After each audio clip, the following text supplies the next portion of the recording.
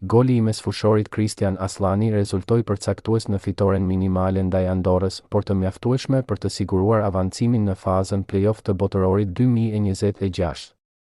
Për të kuptuar impaktin e regjisorit shqiptar, duhet të kalojmë mantelin dhe të futemi në bërtham. Duhet të shohim statistikat dhe kontributin e dhënë në duelin kundër Andorrës. Janë 2 raste të krijuara, 2 krosime të kompletuara, 8 topa të gjatë të saktë, 60 nga 70 pasime të sakta, 2 gjuajtje në portë, 4 nga 5 duele të fituara. E gjithë kjo tablo të sjell ndërmend ish mesfushorin e Real Madrid Toni Kroos.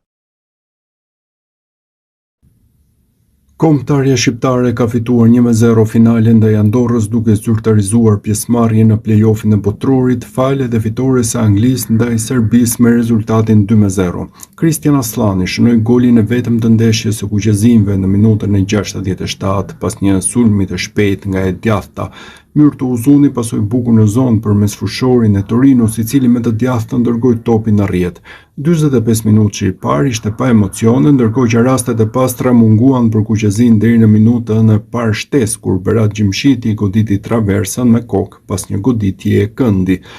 Anglia ndërkohë fitoi 2-0 ndaj Serbisë, duke bërë që kombëtarja të zërë vendin e dytë në grup me 14 pikë, 4 më shumë se Serbia, kur ka mbetur vetëm një ndeshje për të luajtur.